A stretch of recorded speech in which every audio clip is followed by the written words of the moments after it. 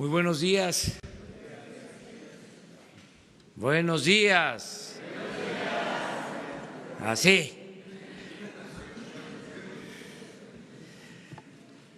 Hoy vamos a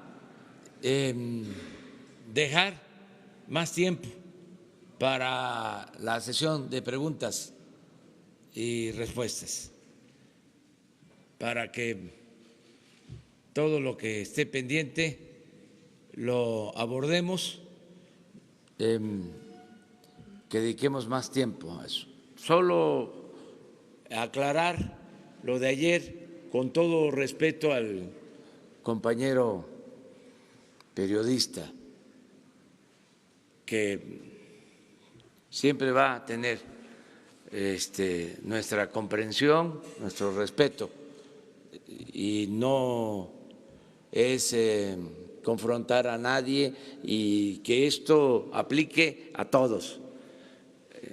Son asuntos públicos que se tienen que tratar, pero no significa afectar a nadie. La dignidad está por encima de todo. No se puede humillar a nadie, no se puede ofender a nadie. Hay que respetarnos. Solo aclarar de que, en efecto, la Oficina de Transparencia, el Instituto de Transparencia, negó la apertura del caso de Odebrecht en mucho tiempo. Se abrió, sobre todo luego de la elección del 1 de julio, porque nosotros lo veníamos denunciando, pero estas son las pruebas.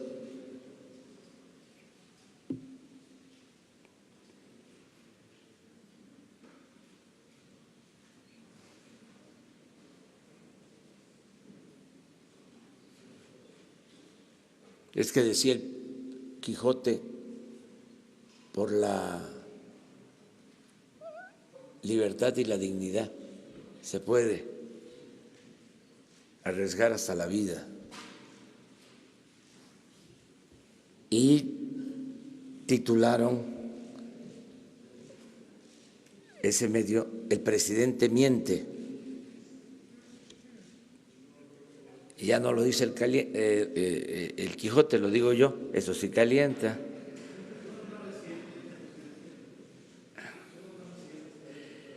Sí, es que son dos láminas. Este es. Sí, entonces la segunda lámina inmediatamente.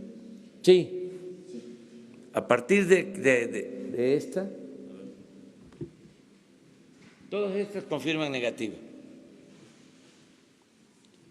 Y en la otra lámina, ahora la mostramos. Ahí está, creo, ¿no?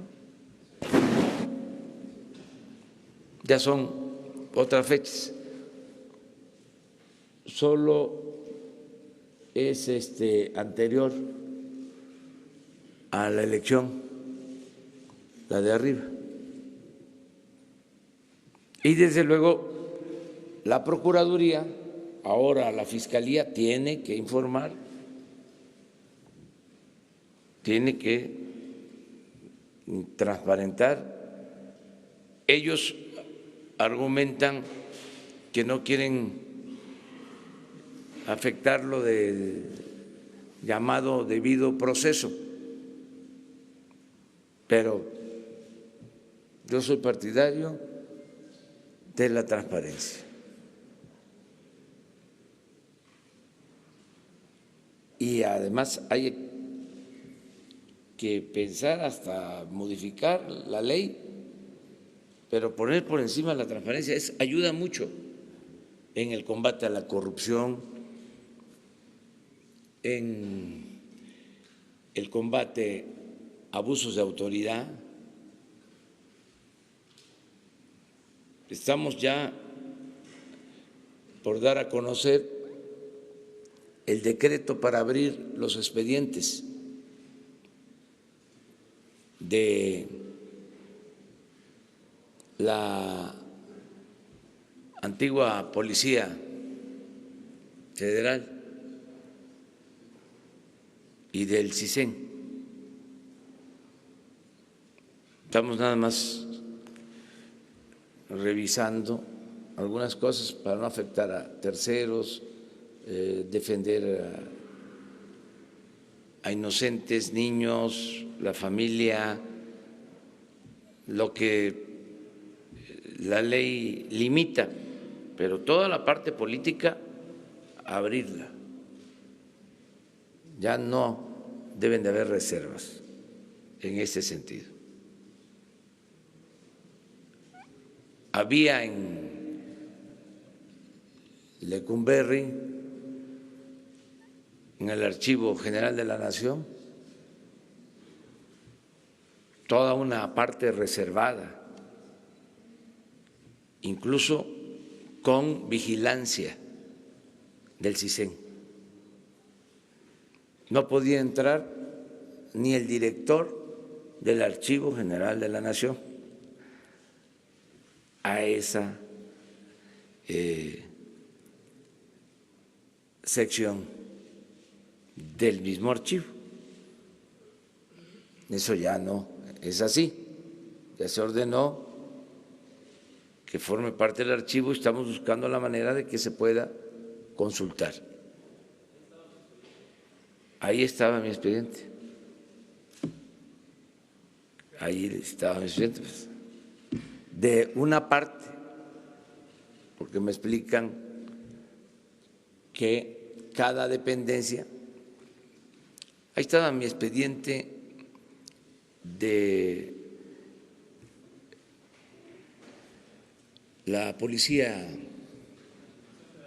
de la Dirección Federal de Seguridad, o sea, desde hace 40 años,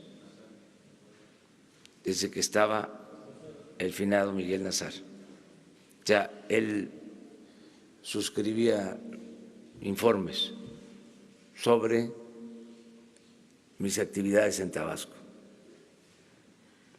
Pero ese es otro asunto. Muy bien, ya cambiaron las cosas, ya no va a haber, ya no existe ese espionaje, porque era un espionaje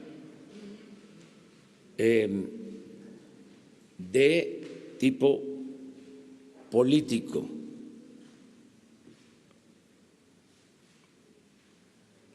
Un espionaje que no tenía que ver con la seguridad nacional.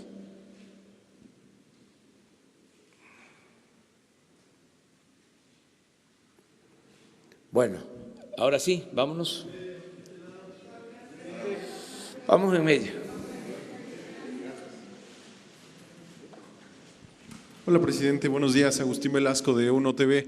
Presidente, ayer se quedó en el aire la pregunta tras el juicio de Joaquín El Chapo Guzmán. Uno de los fiscales en Nueva York señaló que este veredicto en el que se le encuentra culpable de 10 cargos era resultado del combate al crimen organizado y al tráfico de drogas, es decir, que sí estaba dando resultados esta estrategia. Usted mañana va a Badiraguato, la tierra de Joaquín El Chapo Guzmán. En este contexto, ¿cuál es el mensaje que usted busca dar al visitar este lugar emblemático en el tema o en el contexto de la lucha contra el narcotráfico, presidente? Gracias. Bueno, yo pienso que no se deben de estigmatizar pueblos.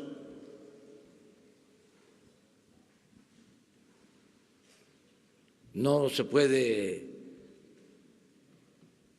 estigmatizar a Tlacomulco, porque de ahí era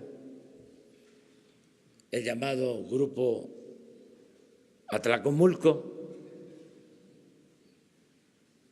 ¿Qué tiene que ver Atlacomulco con un grupo político? Badiraguato es un pueblo con historia, vive mucha gente que merece respeto.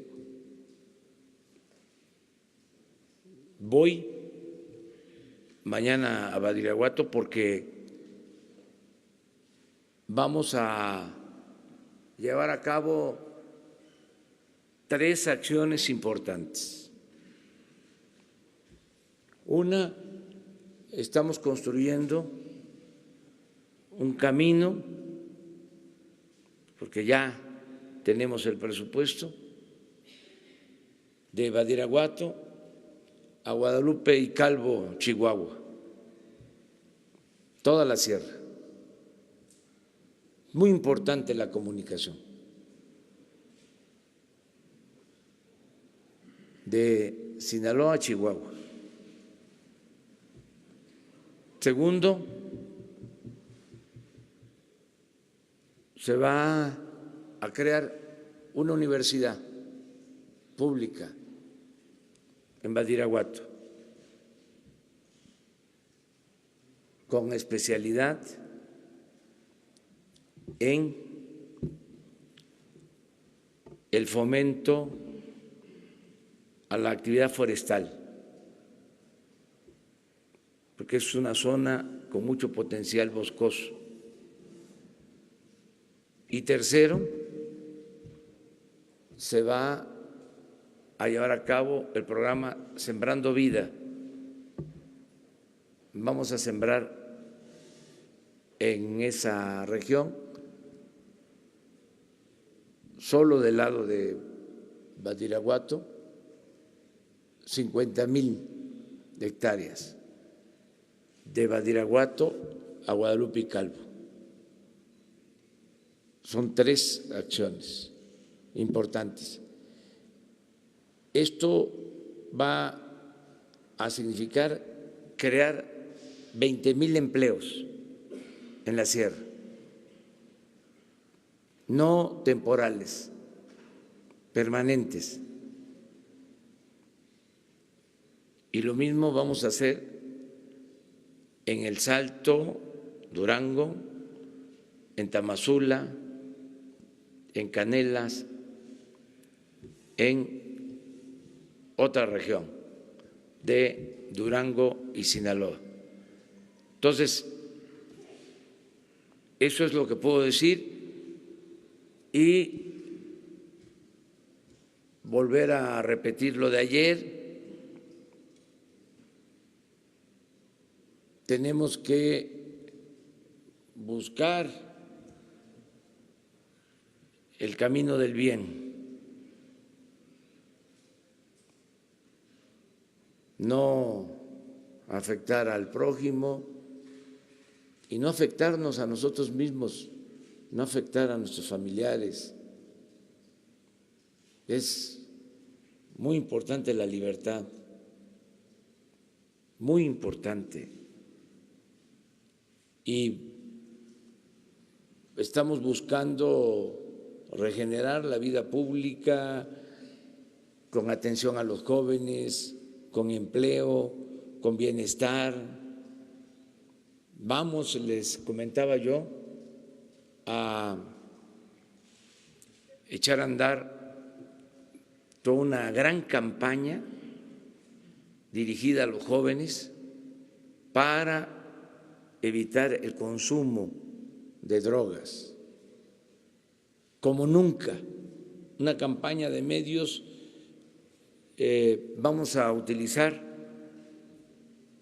los tiempos oficiales y se va a convocar a los mejores creativos, es decir, a la gente con más imaginación, con más talento y desde luego a los que conocen del problema de las adicciones,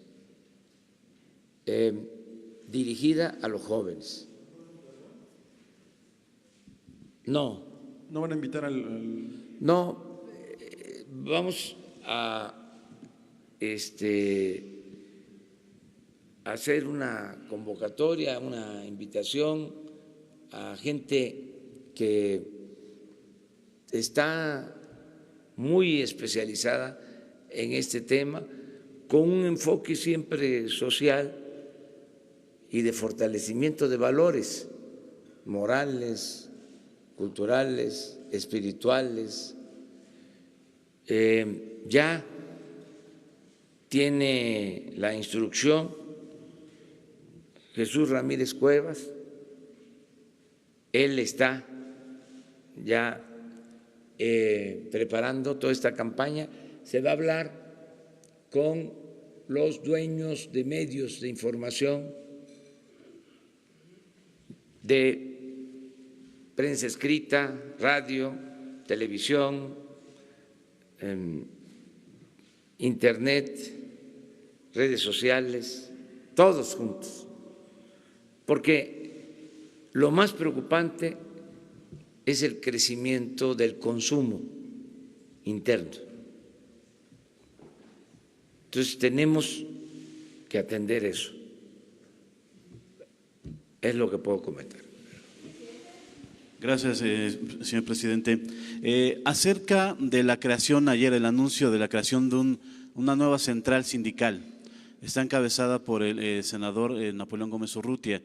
Su comentario, por favor, acerca de si esto va a beneficiar a la relación laboral con el gobierno, si no se convertirá también en una central que esté cercana al gobierno, que esté apegada a los lineamientos que pudiesen dictarse desde el gobierno federal, si no estamos ante la creación de una nueva CTM de los años 60, 70, o si va a haber respeto a la libertad de los sindicatos que se afilen a ella. Libertad total, libertad sindical, democracia sindical, no intervención del gobierno en la vida interna de los sindicatos, no impedir la asociación, el que los trabajadores se puedan agrupar libremente. El cambio en esta materia es de que no hay sindicatos promovidos por el gobierno, no hay sindicatos amparados, protegidos por el gobierno, tampoco dirigentes sindicales subordinados al gobierno, apoyados por el gobierno. Tiene que haber democracia sindical, que los trabajadores elijan libremente a sus representantes, que ellos tengan sus organizaciones, que tampoco haya monopolios en lo que tiene que ver con la organización de los sindicatos, que haya democracia, pero no podemos impedir que los trabajadores o dirigentes puedan, de conformidad con la ley, solicitar la conformación de un sindicato, de una confederación. Estamos en libertad absoluta, total. Ya no hay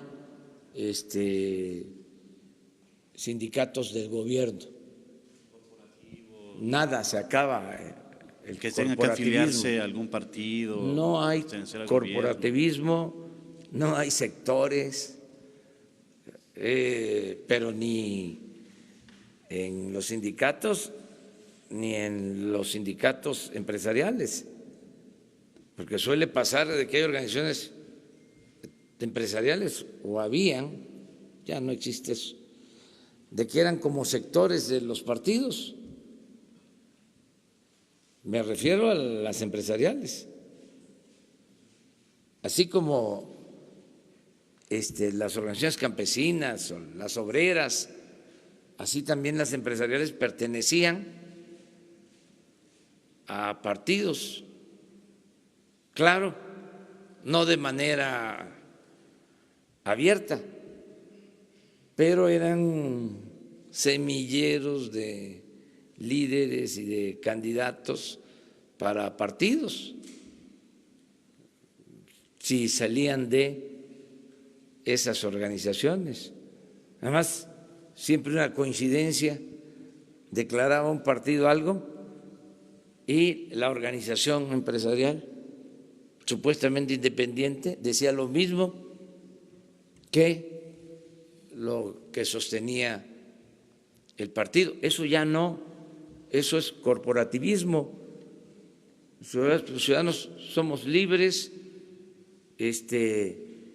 ya no puede darse esa tutela porque el ciudadano es libre y consciente, está muy politizado. Yo les comentaba, nunca en la historia de México, nunca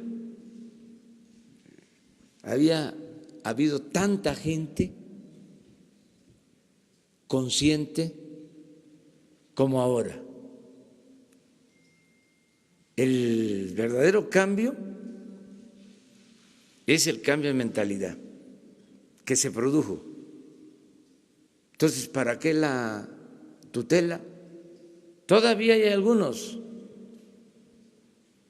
hasta de los que están participando con nosotros, que incluso vienen de la lucha, pero como es tanta la costumbre corporativa y la cultura caciquil, entonces dicen mi gente. ¿Y qué hago con mi gente? ¿Qué le digo a mi gente?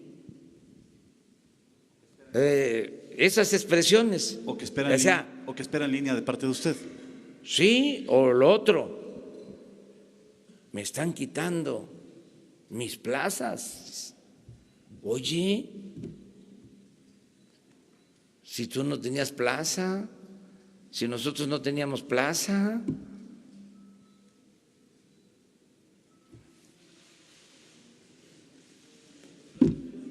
Pero eso tiene que ir cambiando. Toda esa forma de hacer política. Hay que romper el molde en el que se hacía la vieja política. No dejar nada. Y hacer la política de otra manera, de otra forma.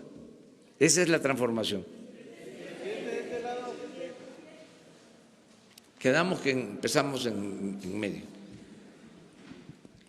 Presidente, buenos días. Noemí Gutiérrez de Efecto TV. Preguntarle si ya le dio vista a la Fiscalía después de que se dio a conocer esta lista de exfuncionarios relacionados con la Comisión Federal de Electricidad, porque ya se está diciendo que son juicios mediáticos, pero no se le ha dado vista a la Fiscalía. ¿Qué va a pasar en su gobierno? Gracias. Se les va a dar vista. Hoy lo voy a ver. Pero también quiero aclarar, ya lo dije y lo repito, no es un asunto jurídico, lo dije, es un asunto moral, porque si vamos a lo jurídico, pues las leyes no impedían que un funcionario pasara a formar parte de un consejo de administración de una empresa particular a la que favoreció o con la que tuvo tratos mientras se desempeñó como funcionario público. Entonces puede ser porque las leyes estaban hechas para permitir todas estas cosas. Entonces no es estrictamente un asunto jurídico, es un asunto moral. ¿Cómo es posible, repito, que 5 o 6 secretarios de energía pasen a formar parte de los consejos de administración de las empresas que se favorecieron con contratos en este periodo en detrimento de el interés general y para afectar a la Comisión Federal de Electricidad, una empresa pública. Es inmoral, o sea, me pueden alegar. Además, no somos leguleyos. ¿Tienen pruebas? Preguntarle ¿Cómo en esa no? lista Las pruebas suena- fueron las que se presentaron. Todos ellos son miembros de consejos de administración, todos trabajaron en empresas o trabajan en empresas vinculadas a las áreas que ellos tenían encomendadas como servidores públicos. Entonces, sí, es una inmoralidad. En el sector financiero, en Pemex, en la Comisión Federal de Electricidad. Eso no pasa, les decía yo, en ninguna parte del mundo. Es un buen tema de investigación. Ni en Estados Unidos, en donde es muy común que empresarios, que quienes están en el sector privado pasen a ocupar cargos en el gobierno o que terminan en el gobierno y pasan a ser asesores o consejeros o directivos de empresas particulares. No se dan casos como lo que sucedió en el país. Y no solo es lo que tiene que ver con la Comisión Federal de Electricidad, es Pemex, los exdirectores de Pemex. Hacienda, les hablaba yo de el director del FOAPROA, del IPAP, el que rescata los bancos, pasa a formar parte del Consejo de Administración de uno de los bancos rescatados hasta la fecha. Entonces no es decir nombres y ofrezco disculpas, pues, pero se pasaron, o sea, y pues no es ilegal o puede que no sea ilegal, pero es una inmoralidad, sin duda.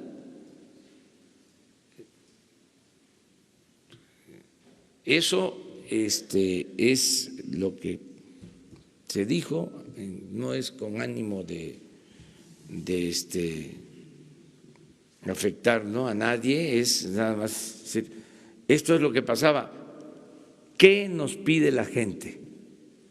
Que se separe el poder económico del poder político, que ningún grupo, por poderoso que sea, se apodere del gobierno, como sucedía. Entonces, ese es el cambio y eso es lo que se está haciendo. Otro más aquí y nos vamos. Buenos días, presidente. Jorge Monroy, del periódico El Economista. Presidente, preguntarle, ha dicho que el combate a la corrupción es una prioridad de su gobierno.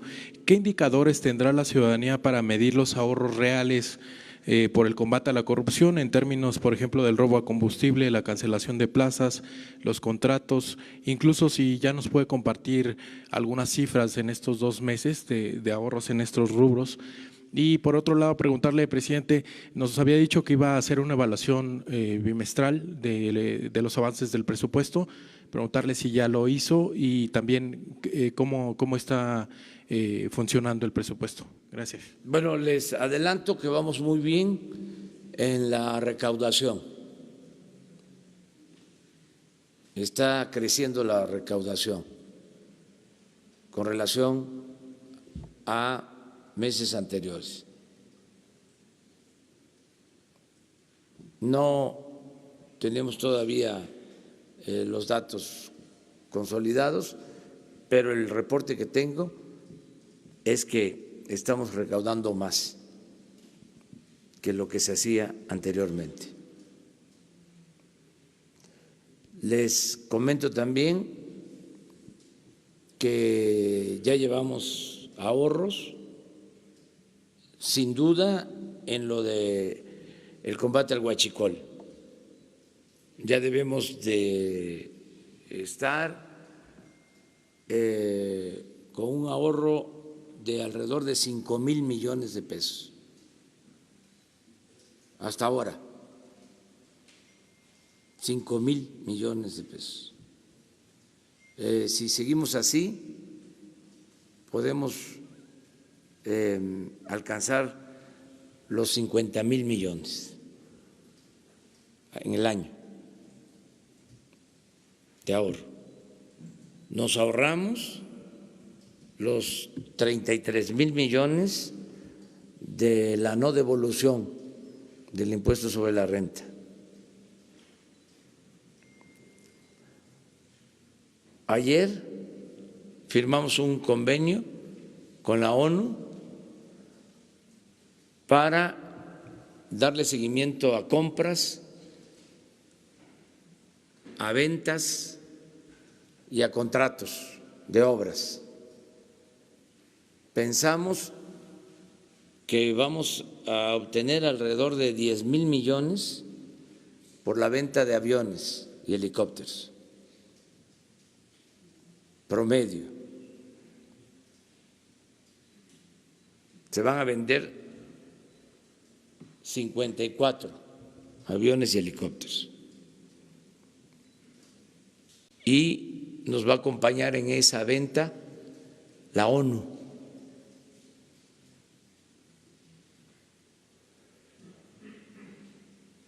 Pensamos que nos podemos ahorrar hasta 1,000 millones de dólares en la compra de medicamentos.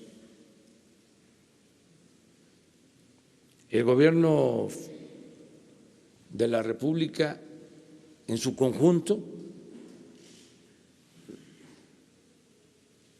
tanto salud, el ISSSTE, el seguro,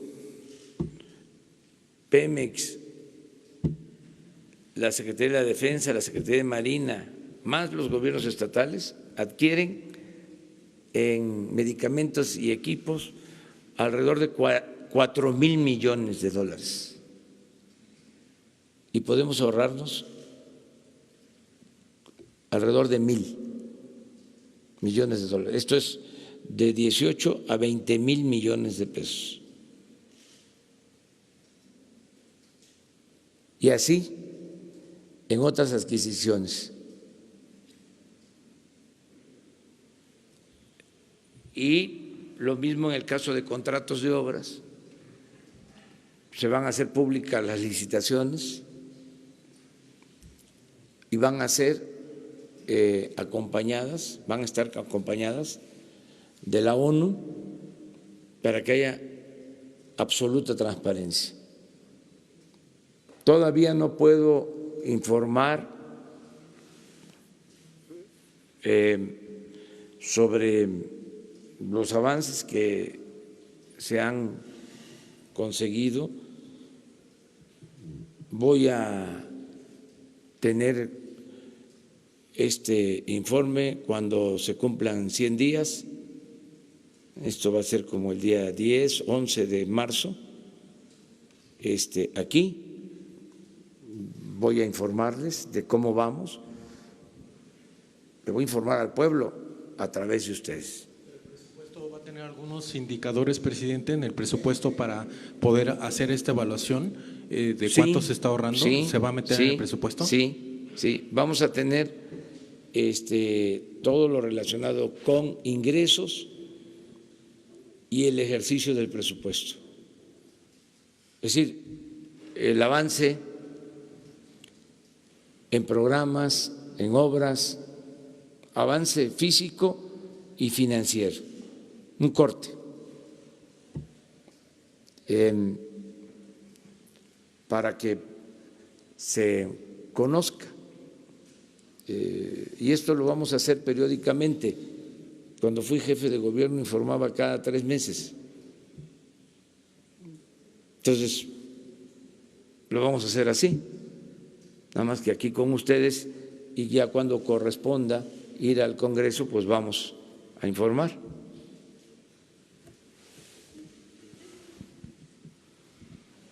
¿Sí? Las dos. ¿Qué tal, presidente? Buen día. Cintia Barrera, de Bloomberg News. Preguntarle si el día de hoy ya va a presentar el plan de medidas extraordinarias para Pemex.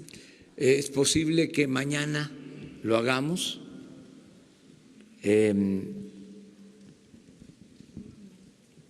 Lo está trabajando la Secretaría de Hacienda con Pemex, pero se va a apoyar a Pemex, todo nuestro respaldo económico, toda nuestra autoridad moral, política a Pemex. Se va a rescatar a Pemex, ese es el propósito, lo mismo que a la Comisión Federal de Electricidad. Es probable que mañana, hoy quedaron en informarme de Hacienda sobre la propuesta,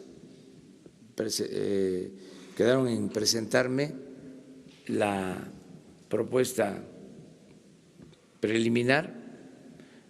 Si se tiene, mañana la damos a conocer. Dado que está usted pensando que probablemente mañana se presentaría ese plan, ¿nos podría comentar de cuánto va a ser la capitalización que van a meter en la empresa? ¿Y cómo piensan ustedes aligerar la carga fiscal para Pemex? Eso es algo que está esperando. Bueno, le los mercados. adelanto, le vamos a quitar carga fiscal a Pemex. Mañana lo explicamos. ¿Nos puede dar un avance, algo como un No. indicativo de cómo va a ser? Porque eso es muy general. Porque si no, no hay elementos suficientes. Ahí sí, para los expertos, para los especialistas. Entonces, mañana ya damos a conocer en qué va a consistir el fortalecimiento a Pemex. La capitalización de cuánto sería al menos. Sí, ¿De cuánto? eso es lo que vamos a decir mañana. Pero más o menos de cuánto. Se había mencionado una cantidad, pero era el mínimo, era el piso. ¿De Mañana cuánto se va a vamos hacer? a dar a conocer ese dato de manera precisa. ¿Lo presentará aquí Fíjese en conferencia?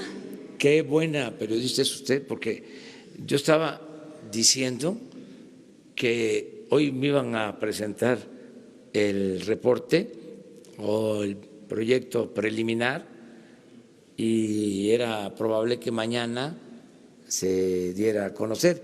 Hoy le presentan el preliminar. Pero de Pemex. sí, ya ahora ya me comprometí con usted y de que mañana se da a presenta conocer, aquí? se presenta. Con usted. Sí, aquí. En la conferencia en la Sí, mañana. en la mañana. Y ya puntualmente se va a dar a conocer cuánto es el monto de apoyo a Pemex, sobre todo por quitarle la carga fiscal. De lo que no hay duda es de que Pemex tiene todo nuestro respaldo. Yo dije en una ocasión que nos quitábamos hasta la camisa por ayudar a los pobres, a la gente humilde. Y dije también que si era necesario, pasábamos a una fase superior. Pasábamos de la austeridad republicana a la pobreza franciscana para liberar fondos en beneficio de la gente. Y también le digo lo mismo, para apoyar a Pemex no hay límites, porque es una empresa estratégica, fundamental para la nación, una empresa que ha sido muy maltratada, por decir lo menos, una empresa que fue saqueada, sobre todo en este periodo neoliberal, de las empresas con más corrupción en el mundo. Es el ejemplo más claro de cómo la política neoliberal es una política de pillaje, de saqueo, por lo que hicieron en Pemex. Además, por la manera en que engañaron de que con la reforma energética Pemex iba a consolidarse, modernizarse, tener estándares de productividad de los más altos del mundo.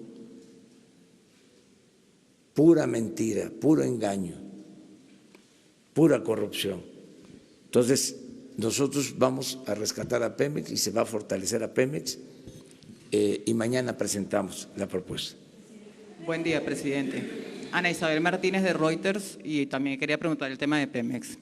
Dentro del plan que ustedes están contemplando para rescatar a Pemex, ¿sabe si hay algo concreto respecto al tema de la deuda? La deuda financiera son de 103.000 millones de dólares. ¿Habrá algún tema de refinanciamiento o reestructuración o algo así? Y la capitalización, el dinero, ¿de dónde va a venir? Porque es de dinero del gobierno federal, pero ¿de dónde? ¿De qué bolsillo va a salir? Porque al final es deuda del Estado. Gracias.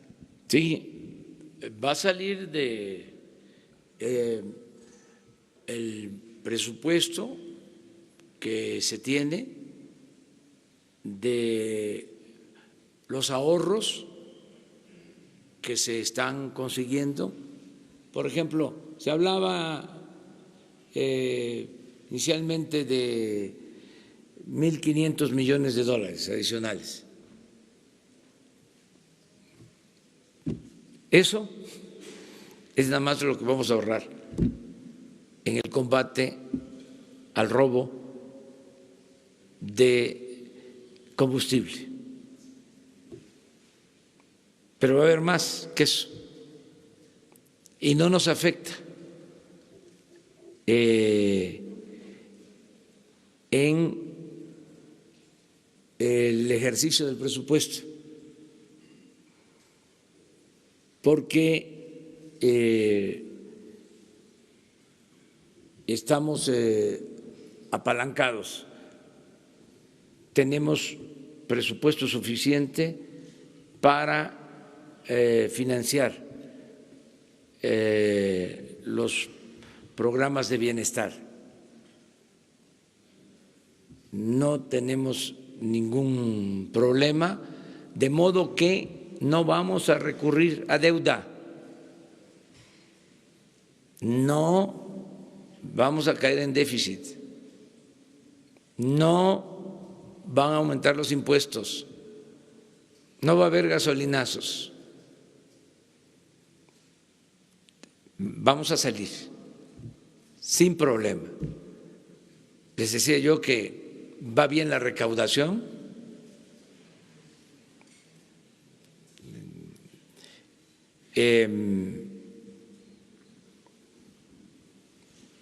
no tenemos problemas de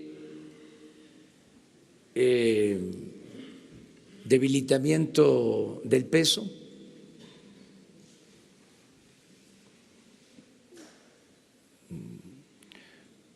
no tenemos problemas de inflación,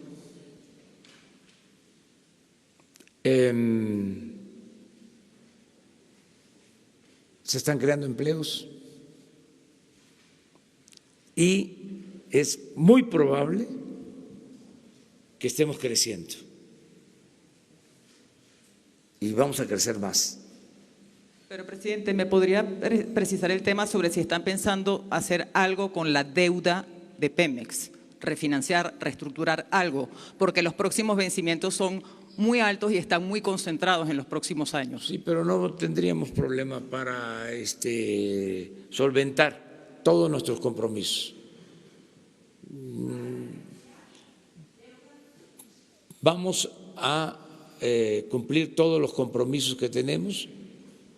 O sea, Pemex nunca va a incumplir con un compromiso de deuda.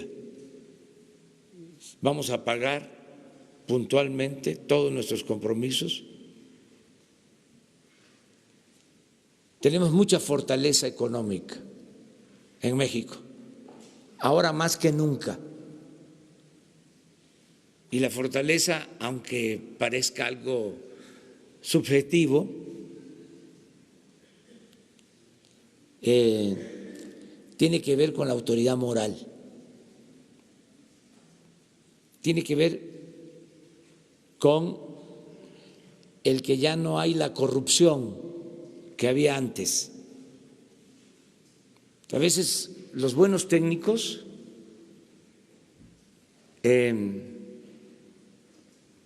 consideraban lo que perdía nuestro país con la corrupción.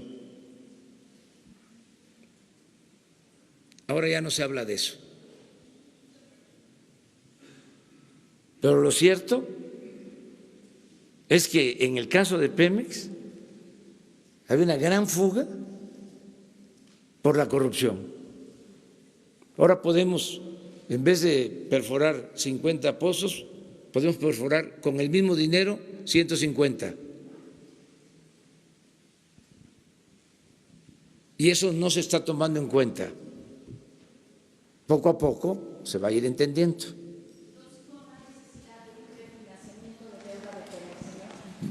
A lo mejor no que podamos a poder resolver con los recursos que tenemos sin endeudar al país. O sea, el propósito es cumplir el compromiso de no endeudar al país, de no crear déficit, que podamos tener finanzas públicas sanas y en equilibrio. Ese es el propósito.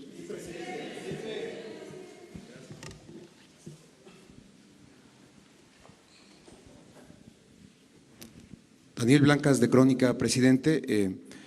Hoy narramos o publicamos un relato de 12 funcionarios de la Secretaría de Gobernación que fueron perseguidos, ahuyentados de la zona huachicolera de Hidalgo, amedrentados por bandas criminales. La pregunta es si usted está pensando,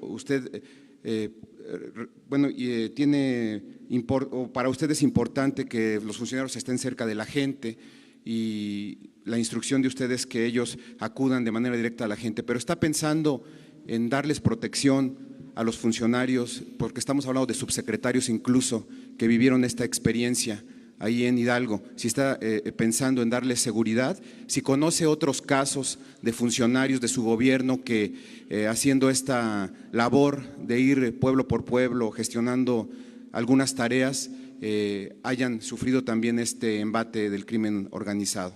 Primero esa pregunta. Segundo, nosotros pues, recorrimos la zona, estuvimos hace unos días en esa zona huachicolera de Hidalgo y nos resuena una frase aquí nosotros mandamos, decían los criminales, aquí nosotros mandamos.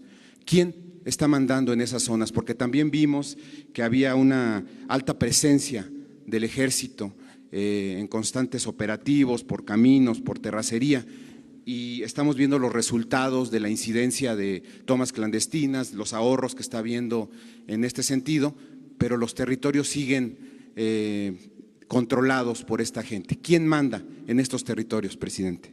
Manda la autoridad y sobre todo manda el pueblo, mandan los ciudadanos. Estos son grupos que se sitúan, desde luego, de manera informal, ilegal,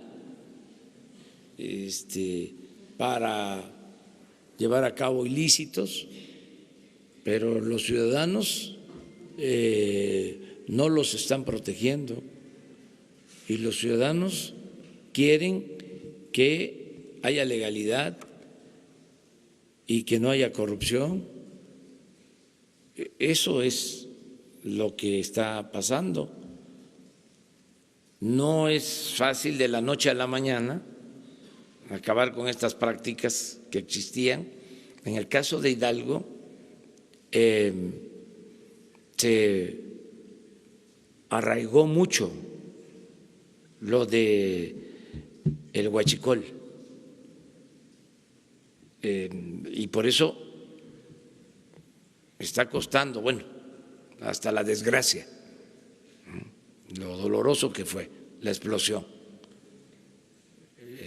Todavía ahí se están registrando actos de robo de combustible, de tomas clandestinas. Lo tenemos bien analizado, lo conocemos. ¿Sí?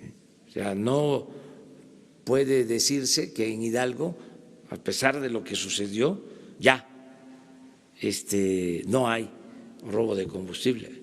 Sigue habiendo, no como antes, y con una característica que ayuda mucho: ya no tienen el apoyo de la gente. Ya no tienen el apoyo de la gente, porque han habido fugas en Hidalgo, ¿sí? Incluso parecidas a la fuga que causó la explosión, y ya la gente no está. Pero sí siguen manteniéndose estos grupos, eso no se puede ocultar. Acerca de las amenazas a funcionarios, pues son riesgos que se tienen que correr, pero la mayor parte del pueblo protege a los servidores de la nación. La mayor parte de la gente protege a los servidores de la nación, y yo le pido eso a los ciudadanos, que protejan a los servidores, que van a ayudar a que se terminen los censos para el bienestar, para la aplicación de programas. En el caso de Hidalgo, la subsecretaria Diana Álvarez tiene como encomienda atender de mi parte a los familiares de las víctimas de la explosión, y se está llevando a cabo un plan para que no les falte nada. No se nos olvida eso. Entonces, la Subsecretaría de Gobernación, a cargo de Diana Álvarez, con un grupo multidisciplinario, porque participan de todas las dependencias, están ayudando. Que fueron a ellos precisamente a los que les tocó ser ahuyentados.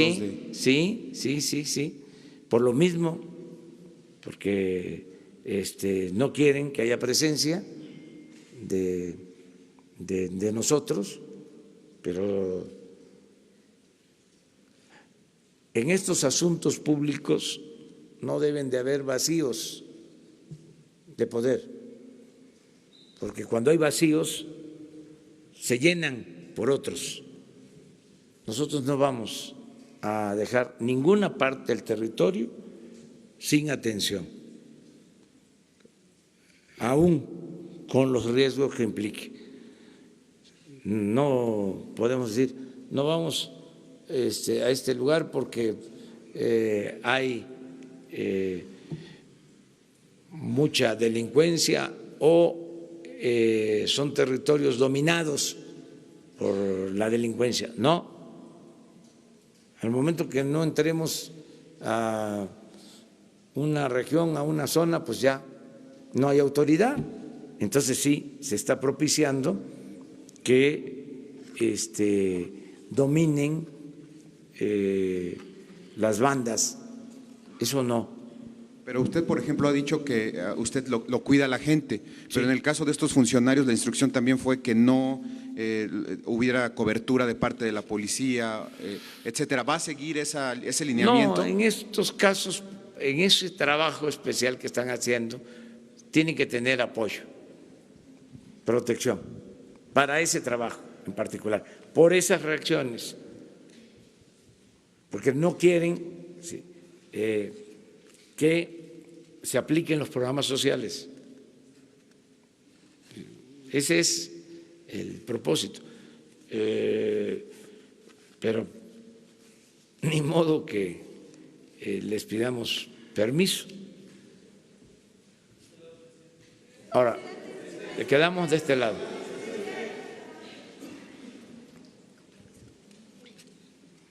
Y luego terminamos aquí. Gracias, presidente. Buenos días. Primero, para pedirle su opinión sobre esta decisión que tomaron ayer en la Suprema Corte de suspender la aplicación de la ley de salarios máximos. Si desde su punto de vista esto no puede llegar a poner en riesgo del plan de austeridad, ¿qué llamado les haría a los ministros? Ese sería el primer tema, presidente. El segundo, preguntarle si usted tendría interés en impulsar una reforma constitucional que permitiera la desaparición de los órganos autónomos y de los órganos reguladores en función de las críticas que se han venido presentando en este tema. Y la última sería preguntarle, cuando se generó la vacante en la Comisión Reguladora de Energía, le consultábamos sobre los perfiles técnicos de las ternas que enviaría al Senado. Y el día de ayer pudimos apreciar que uno de los aspirantes formaba parte de su ayudantía antes de ser candidato a la CRE. ¿Usted considera que sí cumple con el perfil especializado para un órgano técnico de este nivel? Gracias. Bueno, a ver, vamos por parte. Lo de la decisión de la Corte es un asunto legal que se tiene que resolver de esa manera. Considero que no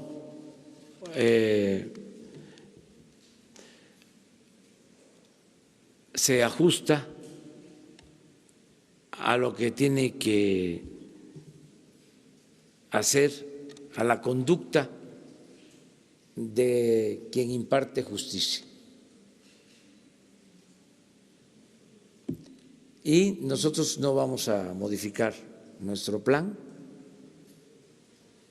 Se reducen los sueldos de los altos funcionarios públicos.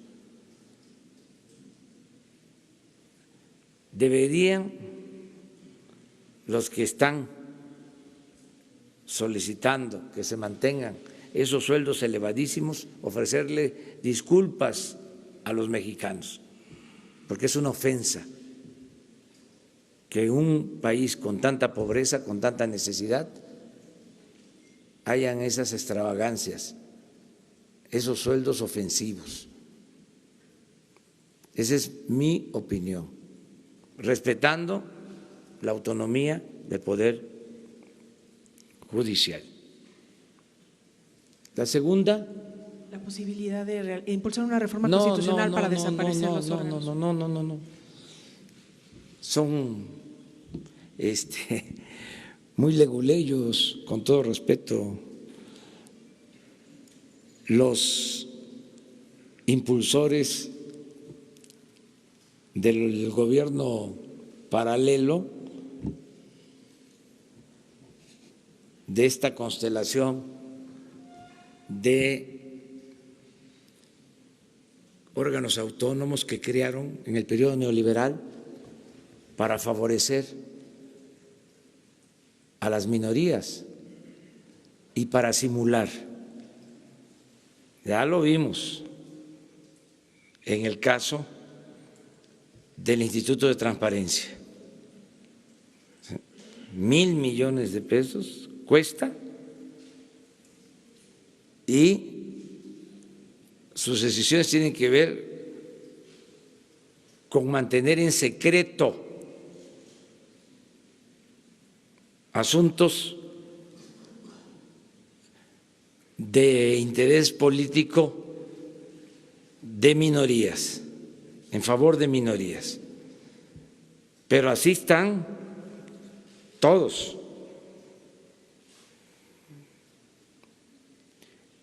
Sobre todo esto que crearon de las comisiones, organismos reguladores en el sector energético. Todo lo que produjo la llamada reforma energética. Entonces, no tengo pensado nada. Afortunadamente, se les están venciendo los plazos. Les faltó consultar a don Perpetuo para que en vez de 10 años lo hicieran por 20, por 30, o cómo dieron los contratos en el sector energético por 30, 40, 50 años. En algunos casos les faltó, además estaban tan confiados que pensaban que iban a ser eternos.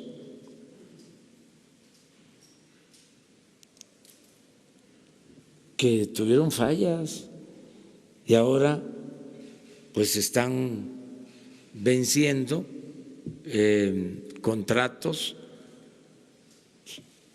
tiempos de estos servidores públicos, estos funcionarios, y de acuerdo a la ley puede haber cambios, puede haber renovación. Entonces, pero no nos vamos a meter a hacer reformas constitucionales para quitarlos. Nada más con que ya no puedan hacer negocios con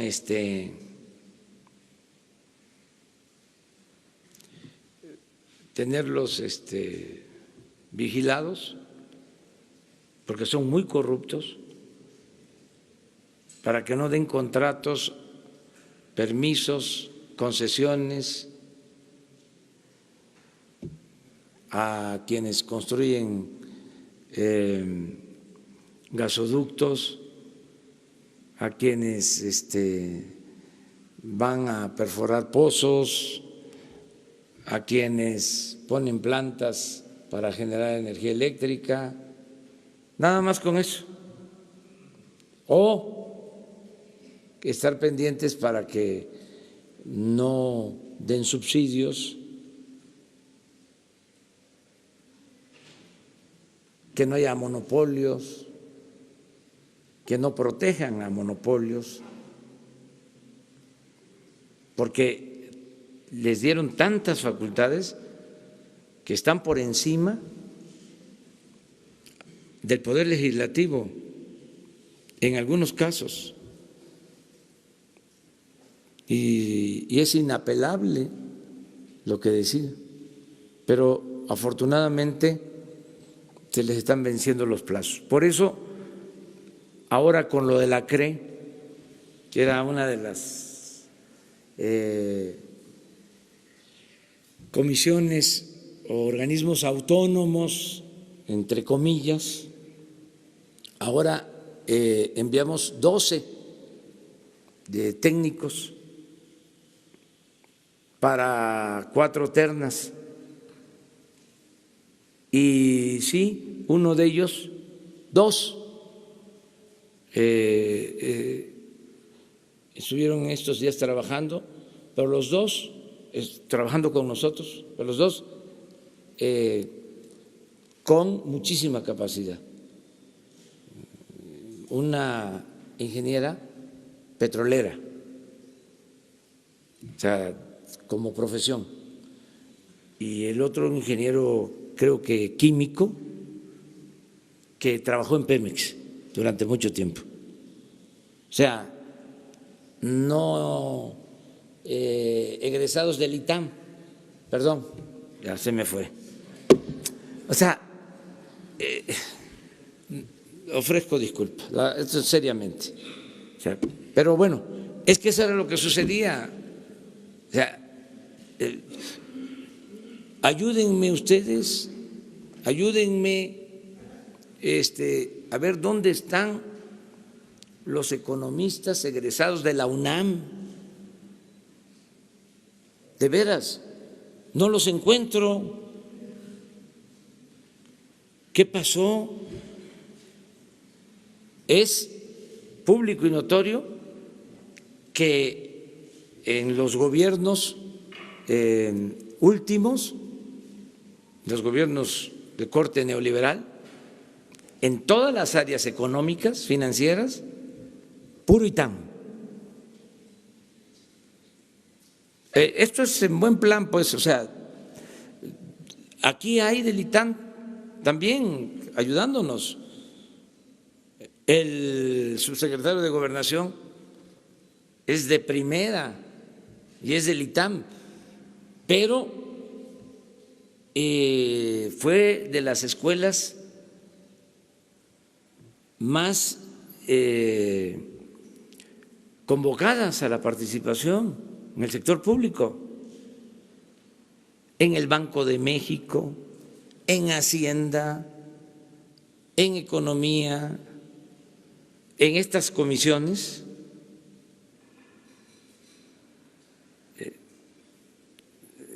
Ese es un buen trabajo de investigación. ¿De dónde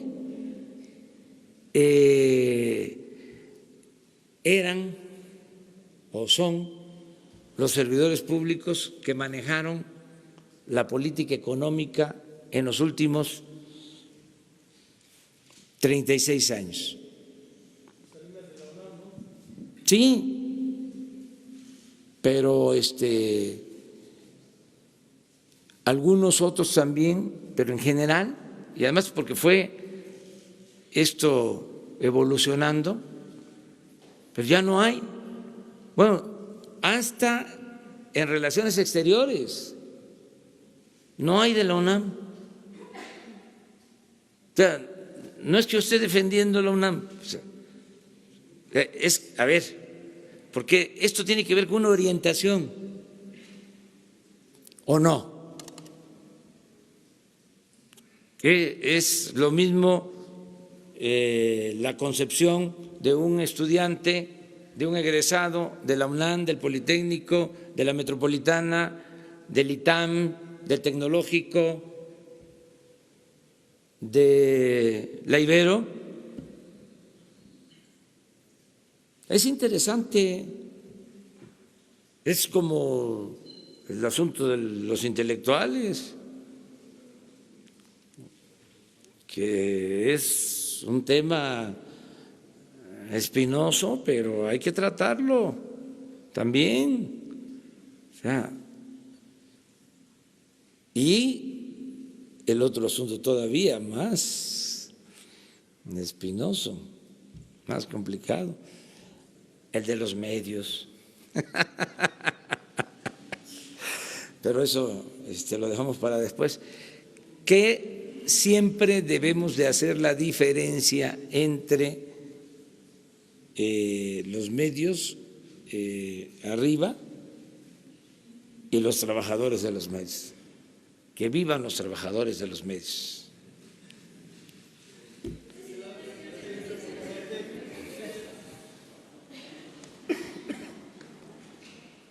Señor presidente, buenos días. Urbano Barrera, del diario Ovaciones.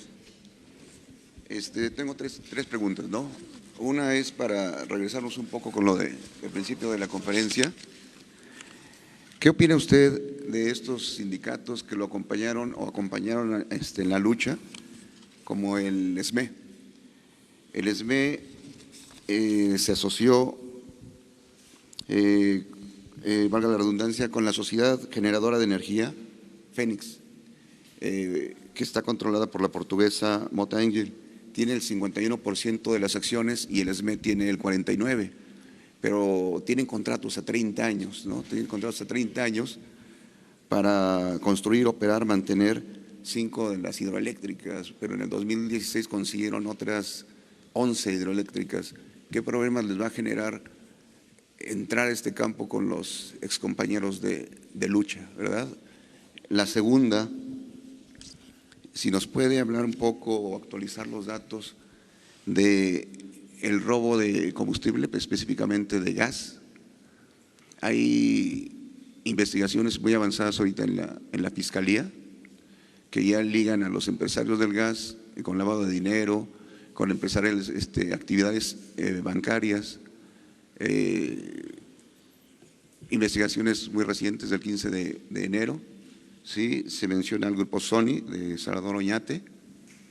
¿Y cuándo van a empezar ustedes con la vigilancia, la supervisión y el ataque a las válvulas, el ataque a las conexiones? Se han instalado gaseras muy cerca de los ductos. ¿Cuándo van a empezar a abrir ese nuevo frente? Y la tercera, el expresidente Felipe Calderón Hinojosa hizo una reforma a la ley de salud para que una asociación civil, le digo específicamente cómo se llama, el Comité Normativo del Consejo de Especialidades Médicas, sea quien certifique a los jóvenes médicos que egresan de las universidades públicas. Lo tomo por lo que dice de la UNAM, que ¿dónde están? Ellos estudian y son muy profesionales, son excelentes muchos de ellos, pero cuando llegan a que los certifiquen, los hace una asociación civil que no sabemos qué tan cierta o seria sean, y tienen que andar consiguiendo esos documentos de especialidad en 50, 100 mil pesos, robándose los exámenes, y hay una traba ahí, ¿no? Y perdón, pero hay universidades públicas que muy buenas, excelentes, pero que están traficando también con estos títulos de especialidad. Sí. ¿Qué nos puede decir de los tres temas, señor presidente? Bueno, nada más para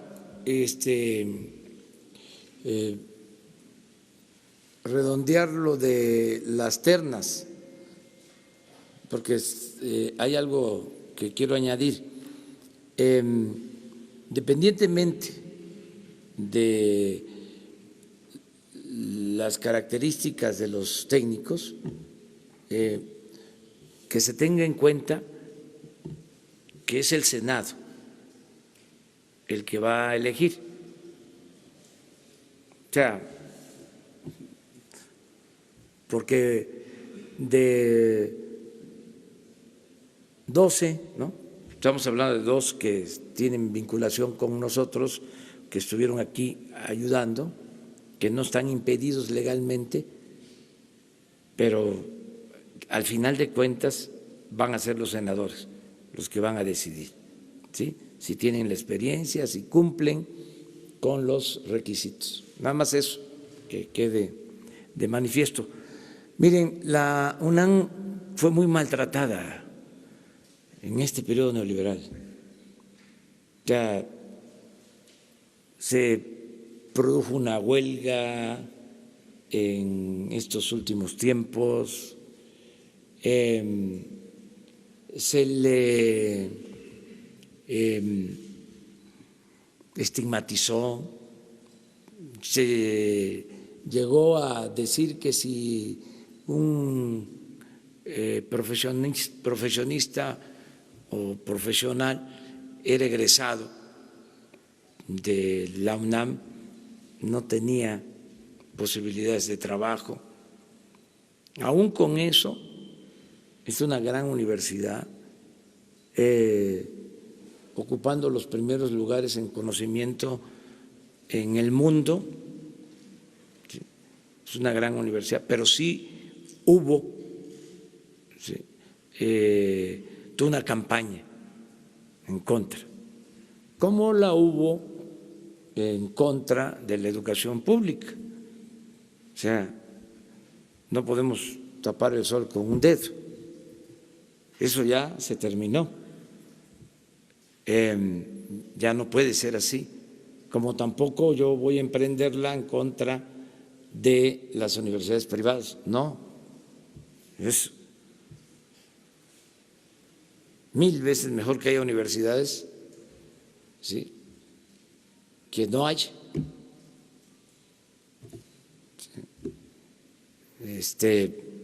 Si son privados, adelante, el que tenga para pagar una escuela privada lo puede hacer, que tenga para pagar una colegiatura, está en su derecho. Nada más que el Estado tiene la obligación de garantizar la educación pública gratuita en todos los niveles de escolaridad. Entonces, pero no es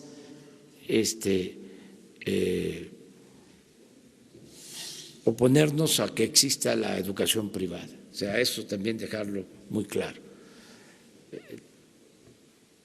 Entonces, todas estas prácticas que se llevaban a cabo ya no van a seguir funcionando. O sea, vamos a revisar todo esto que estás planteando sobre este consejo. Sí, yo no sabía de la existencia de este consejo, pero ahora ya nos enteramos y lo vamos a revisar. Ese es un asunto. El otro, que hablas de una empresa que se constituyó con trabajadores y líderes del ESME y se asoció con otra empresa privada y se le dieron concesiones para la explotación o la generación de energía eléctrica. Es cierto lo que tú dices, no van a tener ninguna preferencia, no van a tener ningún privilegio, ya eso se termina. Esas fueron cosas que sucedieron en el sexenio pasado. Nosotros no vamos a actuar de esa forma. O sea, se tienen que respetar los contratos, porque si no tendríamos que quitar todos los contratos, o sea, no solo a unos. De ahí el porqué también ver hacia adelante, porque se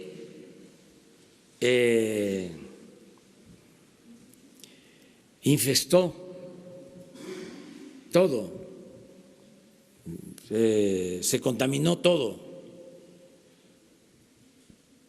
Entonces necesitamos ver hacia adelante, ya limpiar, que hacia adelante no pasen estas cosas. Pues echaron a perder muchas organizaciones. Y no se trata aquí de decir, bueno, es que despidieron injustamente, porque así fue, eso es cierto, a 40,000 trabajadores de la empresa Luz y Fuerza del Centro. Pero después hubo un acuerdo con el gobierno, no todos, estamos hablando de 1,000 de los 40,000, y sí hay una asociación con una empresa privada, y sí se les dieron estos permisos. Entonces, ya no vamos a seguir con estas prácticas, porque además ya no se va a seguir favoreciendo a empresas particulares en detrimento de la Comisión Federal de Electricidad. Ahora la Comisión Federal de Electricidad va a generar la energía. Esa es la nueva política. pero no suspender contratos. Lo otro que mencionabas. El combate al robo de gas, específicamente, Sí, de las miren, plantas que se han instalado. Hoy nos cerca de los informaron ductos, sí. de que ayer, en una acción conjunta, donde participó la Policía Federal y en apoyo a la Fiscalía General, se actuó y se detuvo a personas y se encontraron depósitos de distribución de gas clandestinos con pipas, incluso en fragancia.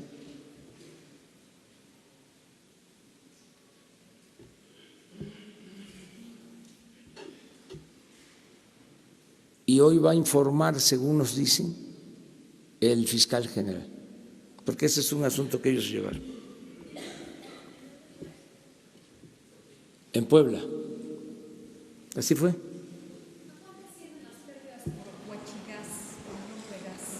Todavía no hay una evaluación, pero sí les van a decir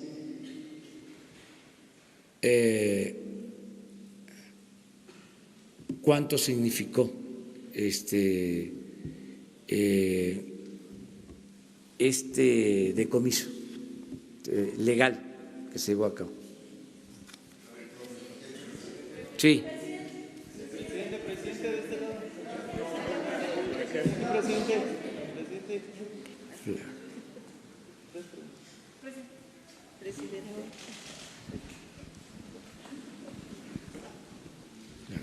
Muchas gracias, presidente. Buenos días. Antonio López, del diario La Razón. Dije fragancia, ¿va? Sí. Es flagrancia. Sí. Presidente, usted ha sido muy enfático en que ya no van a recibir recursos las organizaciones de la sociedad civil porque pues las entregaban con moche. Estas organizaciones de las que nos ha hablado son organizaciones en materia social. Sin embargo, en el gobierno federal pues se habla de que existen más de 27,000 organizaciones. Solo una tercera parte de ellas se dedican al sector social. Preguntarle qué va a pasar con el resto de las organizaciones que también son vínculo entre la federación y la ciudadanía, muchas de ellas en materia de derechos humanos, muchas de ellas en materia de seguridad y que también bajan recursos de la federación.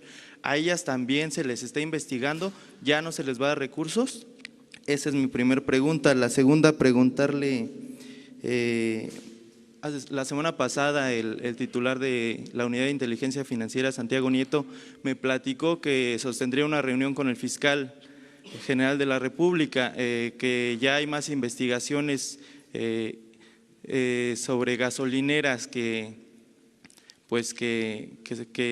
trabajan con huachicol, que ya hay más cuentas congeladas, a ver pues cómo han avanzado esas investigaciones y bueno, pues pedirle si lo puede convocar para que nos actualice estos datos. Y finalmente preguntarle, presidente, ¿qué es lo que está pasando en el CONACYT? Ayer ya se habló de la baja de Edith Arrieta Mesa, que bueno, pues es diseñadora de modas de profesión, pero que trabajaba como subdirectora de la Cibiogem. Este es un caso, sin embargo, pues está el de David Alexir Ledesma, que es subdirector de comunicación social, pero que no lleva ni la mitad de la carrera de comunicación.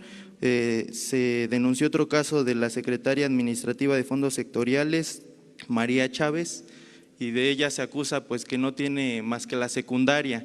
¿Qué es lo que está pasando? Se habla de que pues se contrató por compadrazgos, cuotas políticas. ¿Qué es lo que está pasando en el CONACYT? Muchas gracias. Bueno, sobre esto último, le vamos a pedir a la directora del CONACYT que hable con ustedes sobre todo esto. Se está procurando, no solo en el CONACYT, sino en todo el gobierno, que no haya ninguna anomalía. Y ya lo dije ayer, no se va a tolerar corrupción, no se va a permitir influyentismo, amiguismo, nepotismo, ninguna de esas lacras de la política. Lo que se venía haciendo no se va a permitir. Entonces, todo lo que aquí se ponga a consideración se va a investigar y se aclara todo. Entonces, en este caso, sería importante que, sí, pero que ella informe, porque hay toda una campaña también, sí, y es importante también ventilarlo todo. Están muy molestos algunos del CONACYT, los machuchones, porque hay mafias en todo, hasta en la ciencia, mafia en, aunque parezca increíble, en la cultura, en la intelectualidad, cotos de poder. Entonces, eran intocables y también con sueldos elevadísimos y tampoco con tanto nivel académico. Entonces, se sienten desplazados. Entonces, que se transparente todo. Yo le tengo mucha confianza a la directora del CONACYT. Es una mujer no solo inteligente, les decía yo ayer, Premio Nacional de Ciencia 2017. Pero no solo eso, es una mujer honesta, con convicciones, pero que se ventile este asunto. ¿Qué otra cosa planteaste? Lo mismo, es parejo. No se le va a dar dinero a ninguna organización que hacían funciones de gobierno, ni a organizaciones sociales, ni a organizaciones de la sociedad civil, ni a organizaciones de estudios, de investigación, porque se les transferían recursos a muchas organizaciones. Tienes razón, quizá no tantas, pero sí una cantidad considerable. La señora de Gualas, la señora Morera. Por ejemplo, nadie. A nadie, pero yo no sé si le daban a ella. O sea, también no quiero, pero si se les daba, ya no, a nadie. O sea, si no, no tendríamos autoridad, que nos dirían, bueno, ¿y cómo a esta organización sí y a esta otra no? Les comentaba yo lo de las, ¿sí?, los ENDIs del PT. ¿Cómo le vamos a dar dinero a los ENDIs del PT si no le vamos a dar dinero a las estancias? Porque se le va a dar a los padres. Y los ENDIs del PT muy cercanos a nosotros, pero si no actuamos con rectitud, y parejos, pues no tendríamos autoridad. Entonces, es general, o sea, no se va a entregar dinero a estas organizaciones, va directo a la gente, al beneficiario. ¿Qué otra cosa? Lo de Santiago Nieto, saber si Sí, cómo van.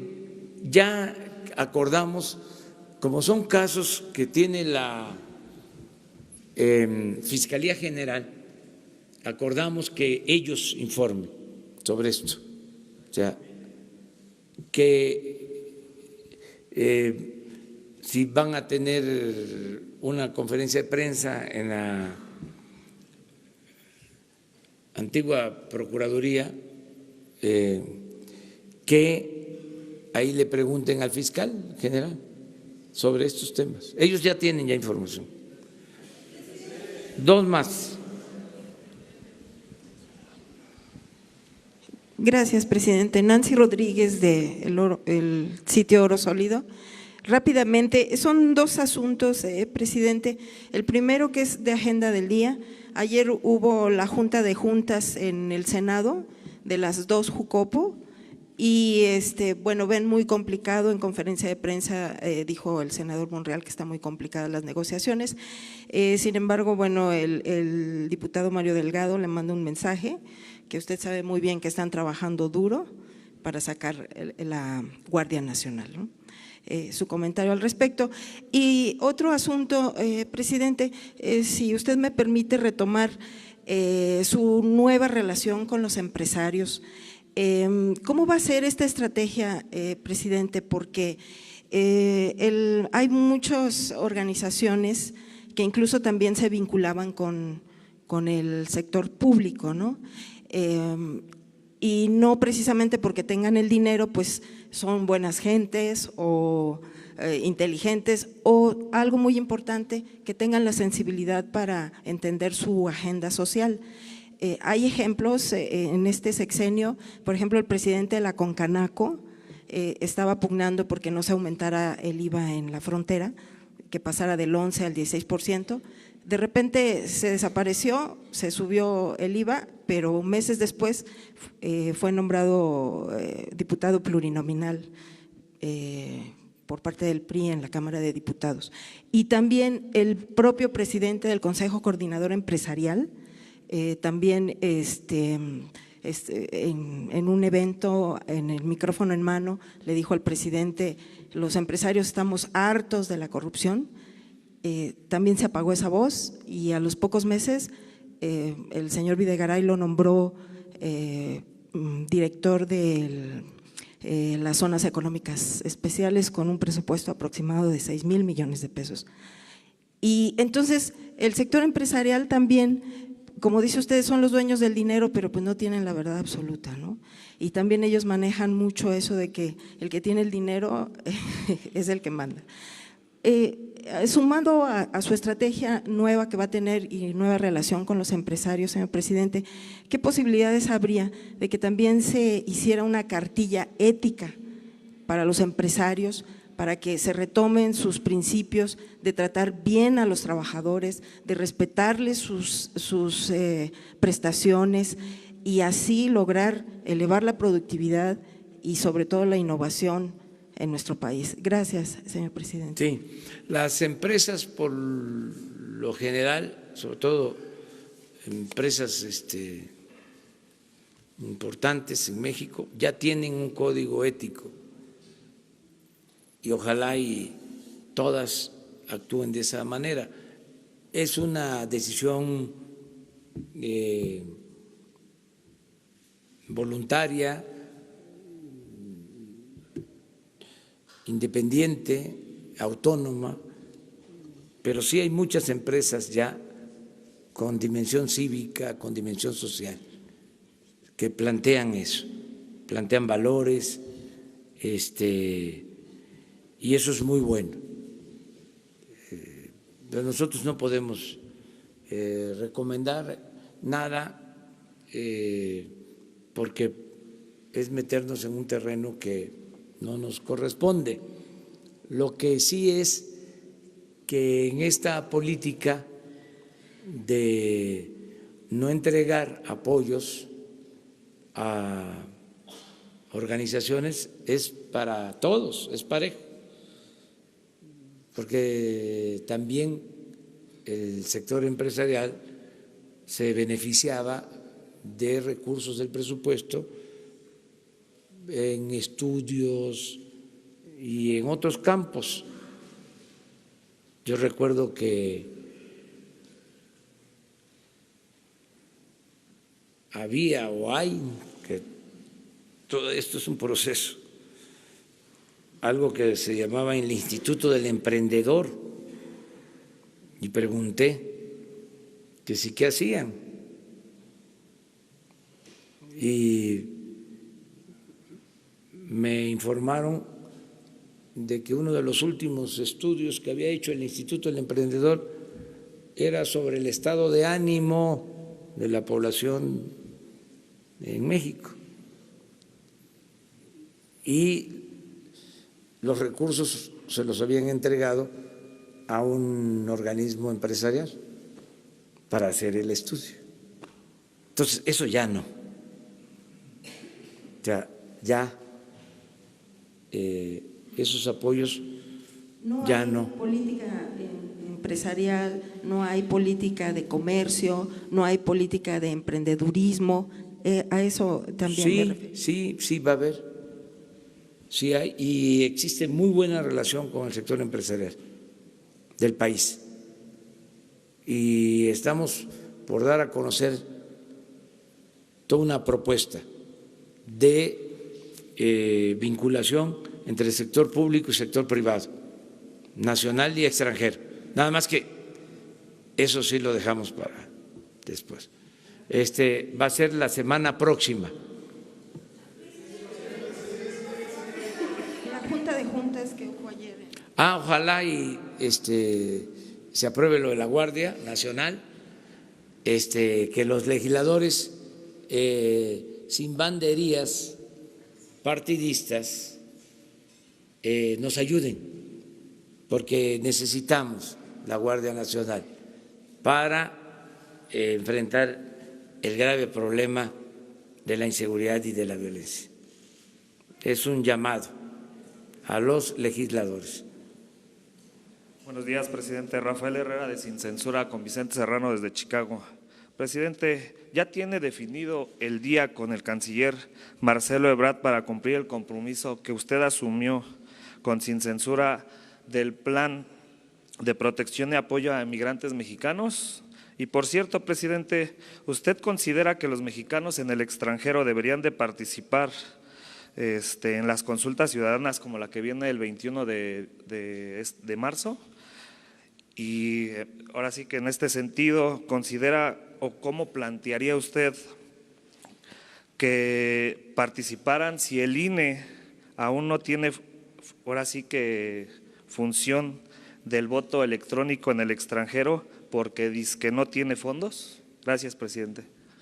Sí, ya lo dije, vamos a seguir apoyando a nuestros paisanos migrantes, son mexicanos, 24 millones de mexicanos en Estados Unidos. Okay, nada más para que haya un compromiso de qué día va a tener con el canciller Ebrard, ahora sí que… Puede ser la semana próxima, si les parece. Muchas gracias. Para que se presente todo el plan de defensa y de protección a migrantes mexicanos. Mi agenda para hoy, tengo una reunión con la representante de un gobierno extranjero. Ahora se los van a confirmar. Y luego tengo reunión con 3 gobernadores. Me voy a reunir con el gobernador de Campeche, me voy a reunir con el gobernador de Jalisco y me voy a reunir con el gobernador de Aguascalientes.